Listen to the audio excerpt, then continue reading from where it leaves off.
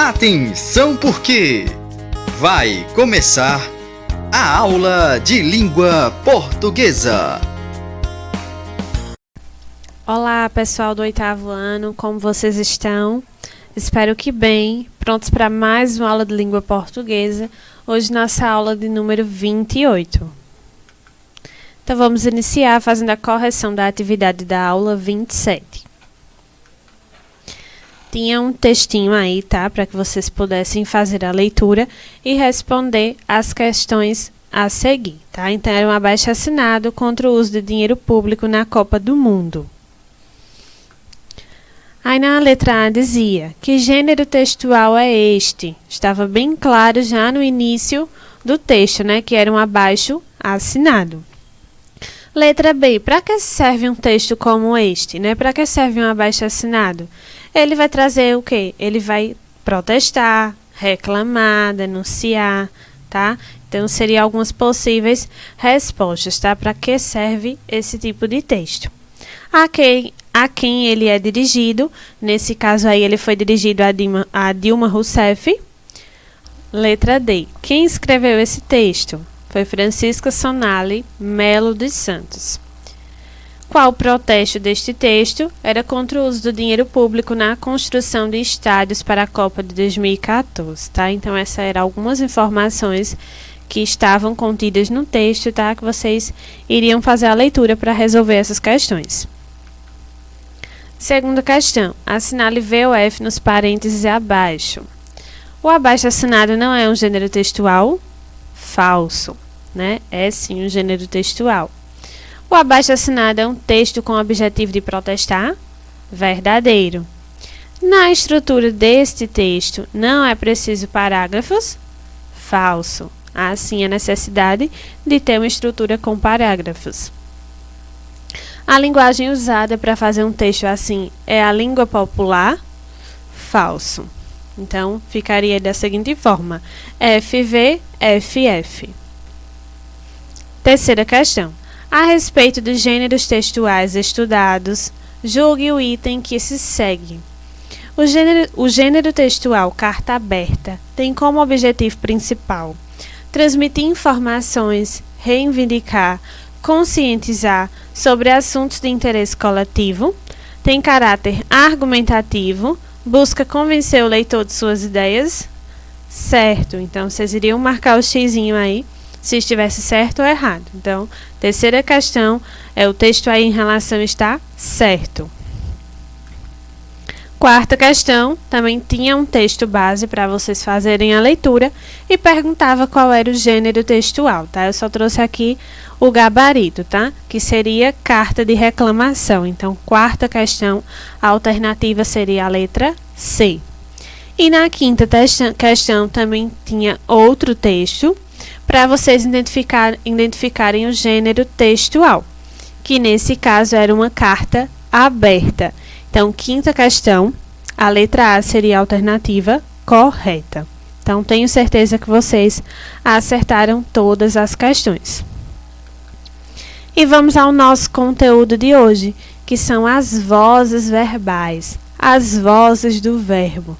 Então, vamos conhecer esse conteúdo. Os verbos, eles apresentam flexão em voz. Então, eles vão sofrer a mudança, a alteração em relação à voz. As vozes do verbo indicam se o sujeito gramatical ele é o agente ou o paciente da ação verbal, ou seja, se ele pratica ou se ele sofre a ação.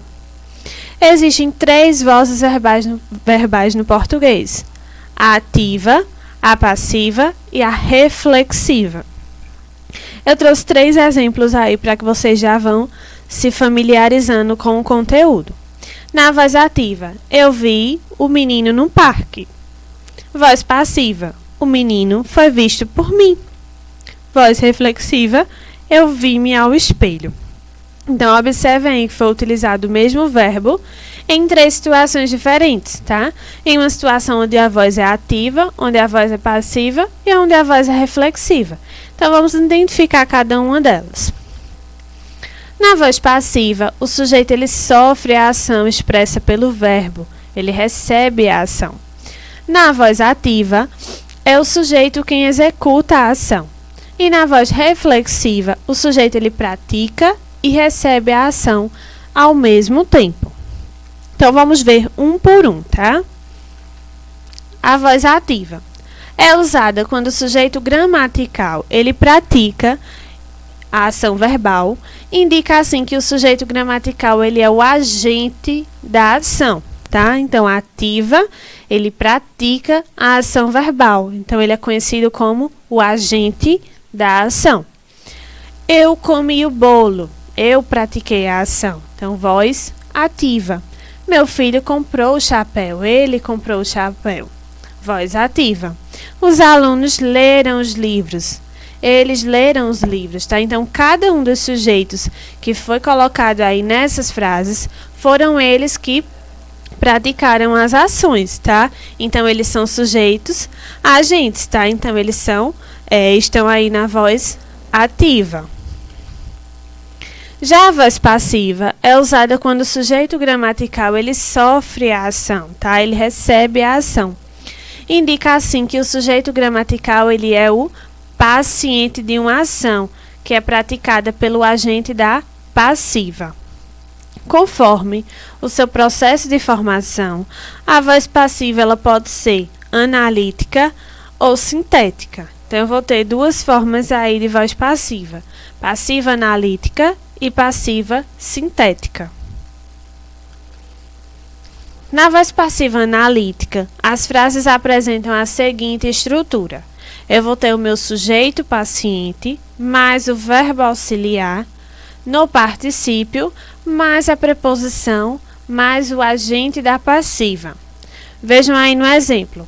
O bolo foi comido por mim, tá? Então, eu vou ter o sujeito paciente aí, é o bolo, tá? Que recebe a ação. Eu tenho o verbo aí auxiliar, foi, tá? Tem o verbo no particípio, comido, com a terminação ido, tá? Com a terminação do. Tenho a preposição por e tem o agente da passiva, tá? Que é mim, tá? Então, o bolo foi comido por mim. O chapéu foi comprado pelo meu filho. Da mesma forma aí, ó. O chapéu, sujeito paciente, foi verbo auxiliar, comprado, o verbo no particípio, terminação do, pelo, preposição, e meu filho, que é o agente da passiva. Os livros foram lidos pelos alunos. Os livros, né, o meu sujeito paciente, foram verbo auxiliar, tá? Particípio lidos, pelos, preposição, e o agente da passiva, que são os alunos. E temos também a voz passiva sintética, que é bem mais fácil de vocês conseguirem identificar. Por quê, professora? Porque ela vai ter o pronome se, tá? Na voz passiva sintética, as frases elas apresentam a seguinte estrutura. Vai ter o verbo transitivo. O que é um verbo transitivo? Relembrando, são aqueles verbos que necessitam de complemento, tá? Mais pronome se, mais o sujeito paciente. Então, comeu-se o bolo, tá? O verbo aí comer, pronome se, sujeito paciente, bolo, que foi o que recebeu a ação. Comprou-se o chapéu. Comprou, o verbo transitivo, pronome se, mais o sujeito paciente, chapéu, tá? Leram-se os livros. Ler, tá? Leram aí o verbo transitivo, mais o pronome se, mais o sujeito paciente, que são os livros. Então, esses são casos de frases na voz passiva sintética. Então, vocês vão ver a colocação aí do pronome se. E nós temos também a voz reflexiva, tá?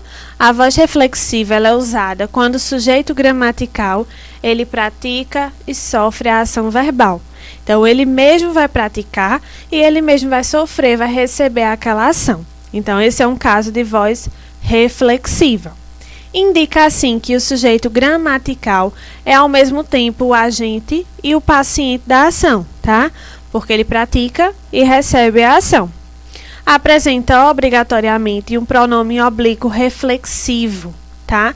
No caso de voz reflexiva, como é o próprio sujeito que sofre e pratica a ação, vai haver a presença de uns pronomes oblíquos. Pode ser mi, ti, si, nos, vos ou si, tá? Que vai atuar como objeto de um verbo na voz ativa. Vejamos aqui nos exemplos. A voz reflexiva é considerada recíproca quando estão presentes dois sujeitos que praticam e sofrem a ação um do outro. Ele se feriu com a tesoura. Ele mesmo praticou a ação e ele mesmo sofreu com aquela ação. Então, por isso eu tenho a voz reflexiva. Alimento-me sempre de forma saudável. Quem é que se alimenta? Ele. Quem recebe essa ação de alimentar-se? Ele. Então, eu tenho a voz reflexiva, tá? Sofre e recebe e pratica a ação. Eles olharam-se longamente. Também voz reflexiva, tá? Praticaram e receberam a ação. Então, recapitulando, pessoal. Vozes verbais. Tenho 3 vozes verbais. Ativa, passiva, reflexiva. A ativa, o sujeito pratica a ação do verbo. Ele realizou o trabalho, tá? Ele praticou aquela ação. Passiva, o sujeito não pratica a ação do verbo, ele sofre essa ação, ele recebe essa ação. O trabalho foi realizado por ele. E na reflexiva, ele pratica e recebe a ação do verbo. João cortou-se com o vidro. Então, ele praticou e recebeu, sofreu essa ação.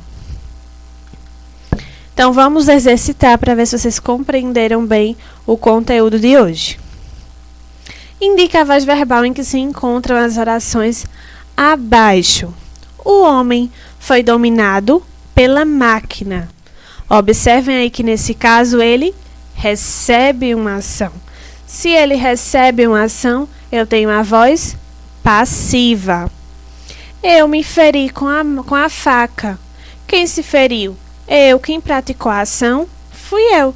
E quem recebeu, quem sofreu a ação? Também fui eu. Então, nesse caso aí, eu tenho a voz reflexiva.